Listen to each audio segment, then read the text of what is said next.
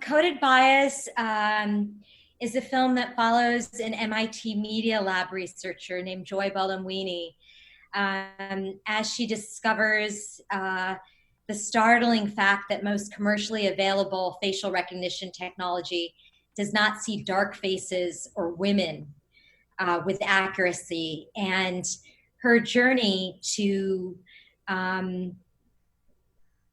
push for the first ever legislation that would govern these technologies. I think what your film is actually saying is that all those movies were right. That technology will always turn on its creator.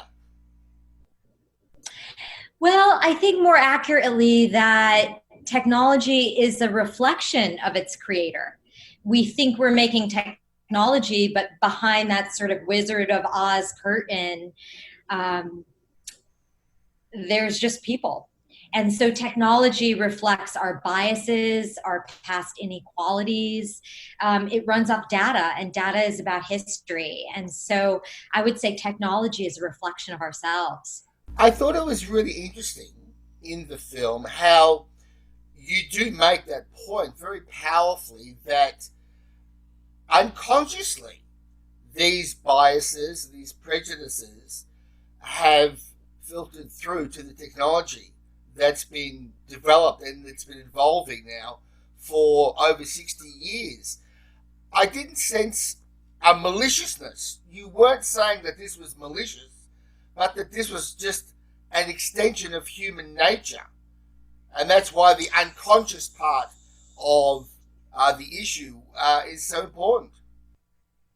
Yes, I mean, we are all over the world right now grappling with our own unconscious bias and the recognition of it. And oftentimes it's not intentional, that it is systematic. I mean, for instance, in the film, there's an example where some Amazon engineers are trying to create a hiring system that would alleviate bias, in essence, make it more fair. Let's get the humans out of the loop and just have an AI make decisions about who gets hired. And even though some well-intentioned engineers programmed it with the opposite intent, what the AI sorting system did was essentially discriminate against all women who had a women's college or a women's sport, because it's looking at past data, in fact, saying who got hired before, who did they retain, who got promoted. And what the AI learned was to discriminate against all women. Another example that I'd like you to recount is the issue of the teacher. Yes, that's absolutely right. I mean, what we often don't realize is that oftentimes it's these automated systems that are actually gatekeepers of really essential opportunities, deciding who gets hired, who gets fired, who gets health care, how long a prison sentence someone serves. So in one case, there was a study where a really wonderful, dedicated teacher named Daniel Santos, who I had the honor of meeting, who you can't stand 10 feet away from this teacher without feeling his enthusiasm and his love and dedication and commitment to advancing the lives of his students. And yet, in spite of this random algorithm was introduced in the Houston school system to evaluate him. And this random AI evaluated him as a bad teacher. And there were a number of teachers in the Houston school system that were actually fired as a result of these bad scores. And so we can see that we can't trust algorithms to judge whether a teacher is a good teacher. The algorithm might be looking at just test scores, something we don't care about, and not actually measuring a student's real growth. And so, and actually, coincidentally, that same algorithm that almost got Daniel Santos fired, that they actually overturned, and it was overturned in a court of law, actually was designed to measure fertility in cattle, which is crazy. That's exactly what it fertility in bulls. That's what this algorithm was designed to use. And they decided to use this algorithm to decide whether a teacher was a good teacher. You can't make this up. It sounds like science fiction, but it really happened. You are a very prominent activist in the sustainable energy field. This film has got nothing to do with that. I'm interested to know where the idea came from and how conscious you are that it's a real shift of interest for you. See it as a shift of interest. I think all of my work has to do with the technologies of the future and how disruptive technologies impact the most vulnerable, and whether they make the world more fair or less fair, whether they give working people more opportunities or less opportunities.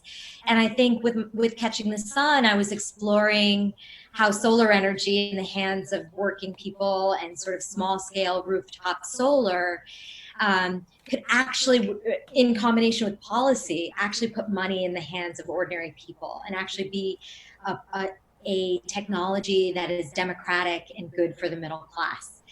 With Coded Bias, I'm exploring disruptive technology in the form of algorithms and artificial intelligence, and the way that algorithms are being used as a weapon of power, and how big tech has essentially consolidated all of the power. And as Kathy O'Neill says so well in the film, that the thing about algorithms and AI is that it's about power.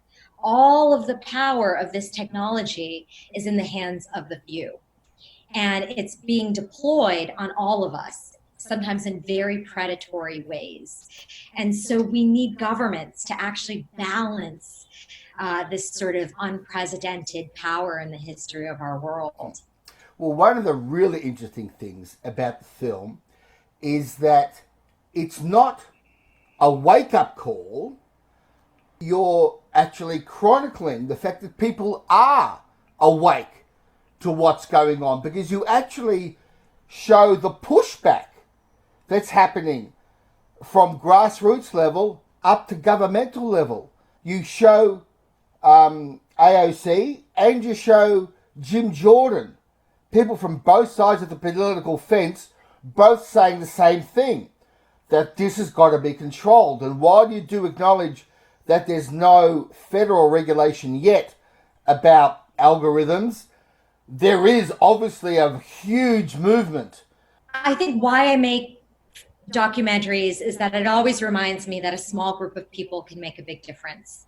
And in the making of this film, I saw exactly that. 3 Black women scientists put their personal reputations on the line, did the research to figure out that these facial recognition technologies that were already being deployed by the police, already being deployed by law enforcement and the FBI, was racially biased, and actually put their reputations on the line so that we could fight for legislation. And, you know, one of the things that sort of hit me most when I was in that congressional hearing that you're speaking of with Jim Jordan and AOC, was one, sometimes our government works in ways that are bipartisan, which was kind of shocking to me. But to hear Jim Jordan, very right-wing Republican from Ohio, big supporter of Trump, almost was minority leader in our country for the Republican Party, to hear him be as afraid as the Democrats. There was a moment where Jim Jordan says, wait a minute, 117 million Americans' faces are in a police database, and no one in an elected official is overseeing this, gave the okay, gave the green light. And to see him be as scared as the Democrats of this kind of power without governance, without laws, essentially, was startling to me and made me realize that we actually have hope. It made me realize if he's scared, we should all be scared.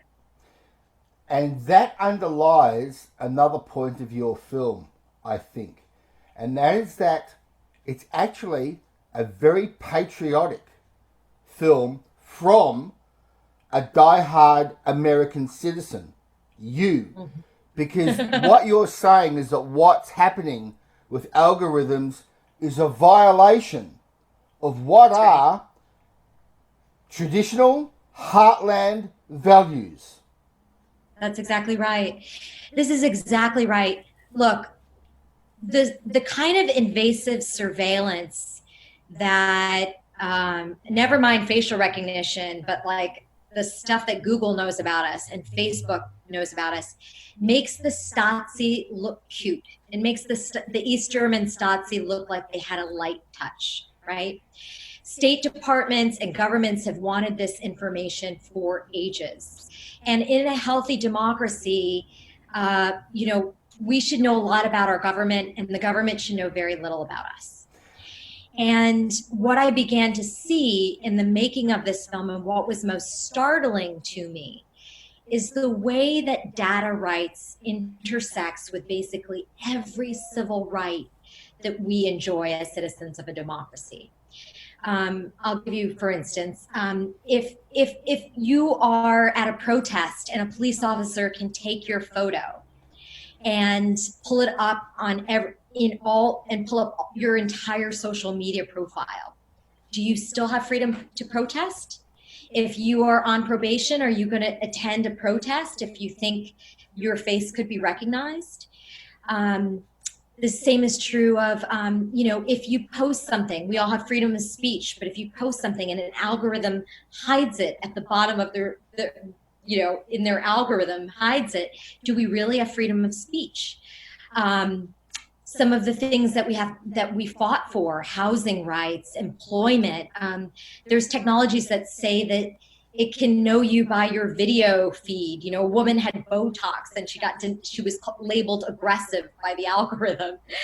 So there's just, this stuff, algorithms, AI is becoming the invisible gatekeeper to who gets hired, who gets healthcare, how long a prison sentence someone serves, and sometimes without a human in the loop. And what is most shocking to me that I learned in the making of this film is that we've all kind of developed this idea that technology is God. If you say something and the computer says something, we'll all believe the computer. The computer is infallible. And what I learned is a lot of these gatekeepers, the automated systems, have racial bias, have gender bias, and have not even really been tested for accuracy. So you could be on a job interview and you get a false positive for something or a false negative and be sorted out. And in some circumstances, not even know that we were denied an opportunity because an algorithm was a gatekeeper in the process and no human ever saw our application. It's very frightening, and we all need legislation. And again, you have made this film at a time when I think people are predisposed to really go with what you're saying, because we have all had experiences with Google, with Facebook. Do you believe that audiences probably would be more receptive to your message in this film than with energy arguments? That it's harder to make an energy argument and try to win people over than it is with this film, where you're arguing about some of the bad things about big data? Well, we need to solve climate change, and that's a fact. We need to greet it. I hope that COVID-19 has sort of reaffirmed that we need to let science help us make policy decisions across the board. But I do think that technology feels, for many of us, like something more intimate, because we interact with it in such a close, personal way throughout our modern lives. So I do think that it might be more, how do you say, tangible in certain ways, because technology is so present. But they both have to do with how we balance power in a democracy. And the truth is that we don't have any regulation, at least here in the States. Europe has the GDPR, but here in the States, literally we don't have any control of our own data, how long they keep our data, who our data is sold to, and the kinds of, I mean, we've all had a moment. I've had a moment in a car where I was having a private moment with a colleague about the Grand Canyon, and sure enough, I get a Instagram direct message about the Grand Canyon advertising to me, and you think, oh my God, that's so spooky. I feel like we've all had moments like that where like, I didn't give you, and sure enough, Instagram had permission to jack into my phone and my microphone and all of that. And that felt really kind of predatory to me because I'm having a private conversation. I'm not actively using the program. Now imagine, and we give this sort of argument in the film, if the algorithm is, if you are a gambling addict and that algorithm is just feeding you discount tickets to Vegas, or you are a diabetic and it keeps giving you the chips, you know, it knows what your vulnerabilities are and it can target you at the precise time that you're vulnerable. And so there's this incredible vulnerability that we have to predatory algorithms. You have to think about you know, what this could mean in a democracy. There is a scene in Coded Bias where it talks about the Facebook and how Facebook did a study that targeted, you know, people and did a very small, randomly, people of different political parties. And in an election, it showed I voted to some people, and to other people, it showed I voted, but it showed the very tiny pictures of your friends' faces. So you saw your friends' faces and that I voted. So a very tiny manipulation by Facebook turned out in excess of 100,000 people to the polls. They did the study twice. It happened twice. So basically what they learned, this is a study published in Nature in 2010, was that Facebook, with very little, with a soft touch and no one watching, could easily sway elections. Now imagine what they could do with a little lighter touch, you know? And so we should all be really scared. And we saw with, you know, in the, how we can target exact groups by name who are, you know, swing voters, and just blast them with propaganda and ads. And so this has real implications in a democracy. I mean, usually there are some, we hold political speech to be intimate because our elections are the bedrock of our democracies. And Facebook has decided to be an has decided to turn its back on democracy by not holding political ads in elections to conducts of accuracy and truthfulness. I have more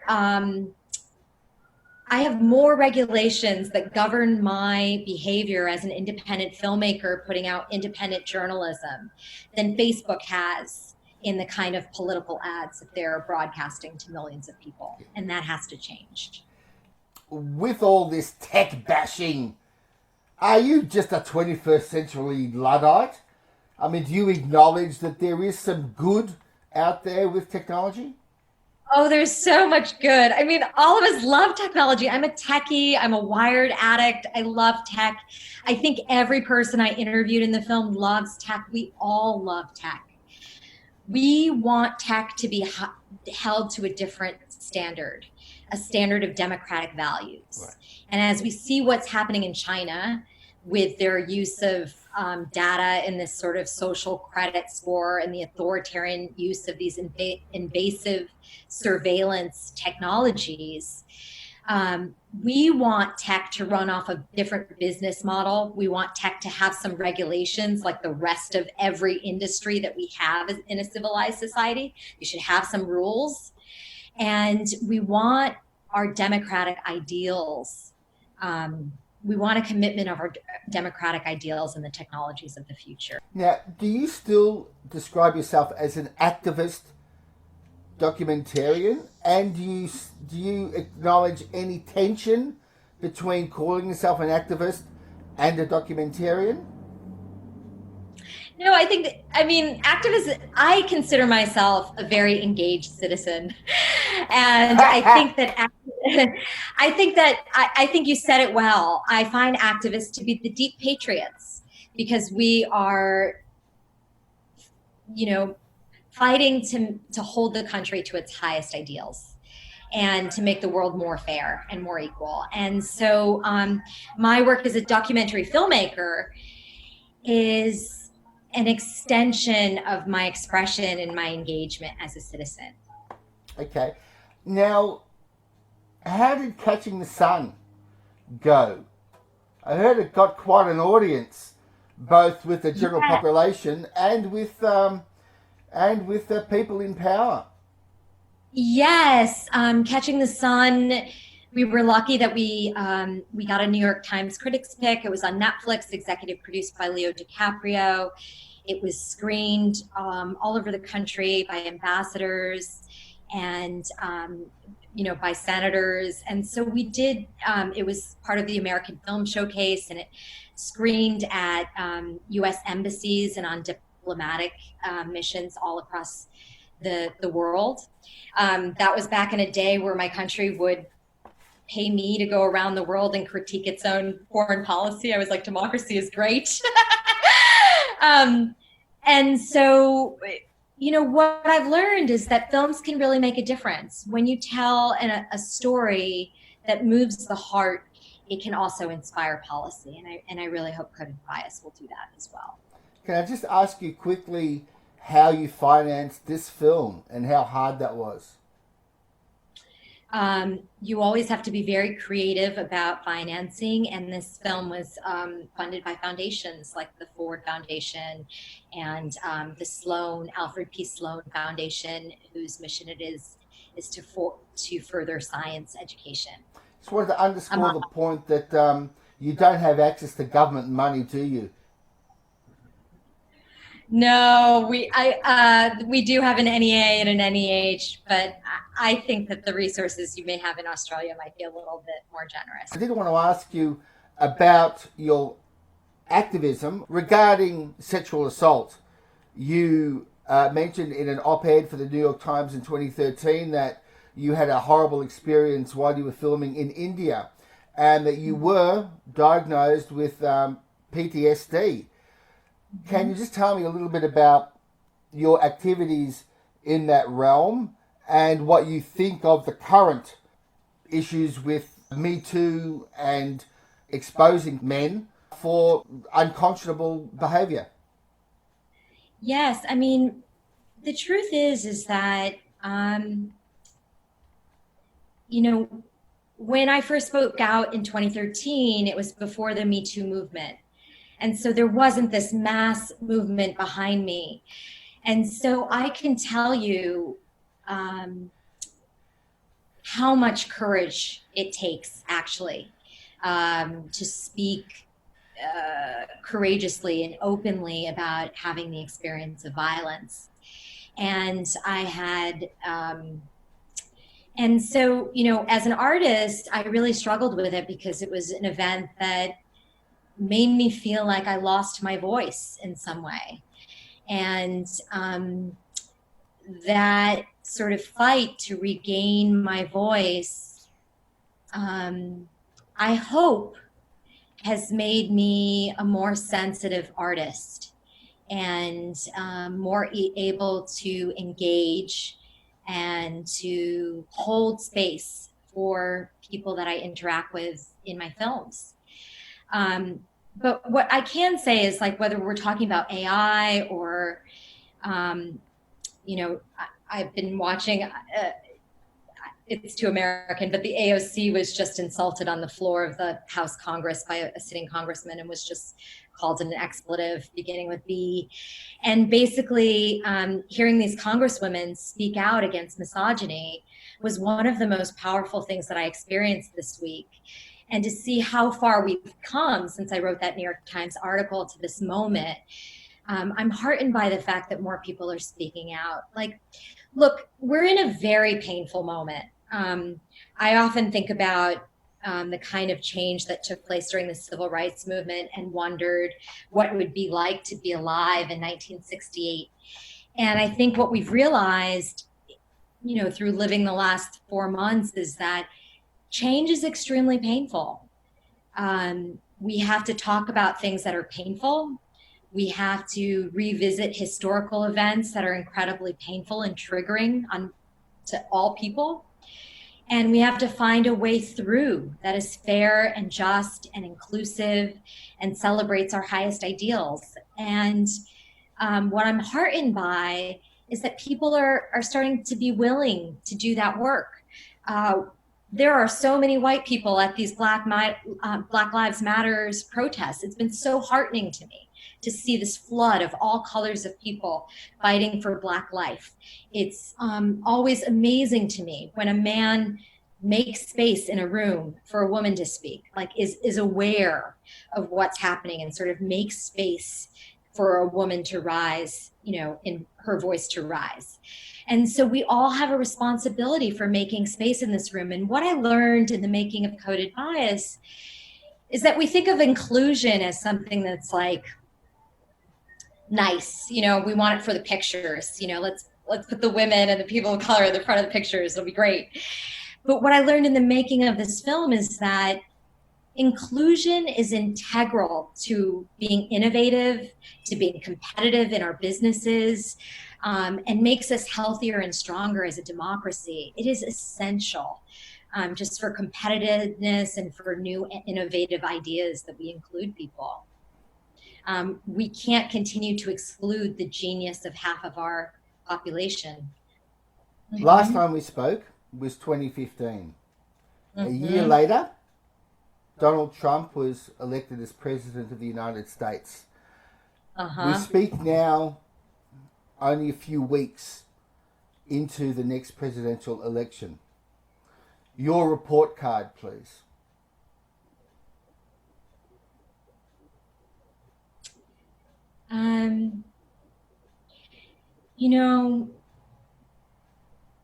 We have a big job to do in the US because we have to pull the country together. The United States is not a country that has a common culture or a common color, and it alarms me how divided we've come. And it's my hope, we've got this giant crisis we have to meet, that people will mobilize. The thing that I fear is that there's been so much systematic voter disenfranchisement here in the States. So, and we're facing mail-in ballots and so many things. And so it's my hope for democracy that we will elect a leader. And I think I need to be clear here that it's not re-electing our current leader that can pull the country together and take us forward.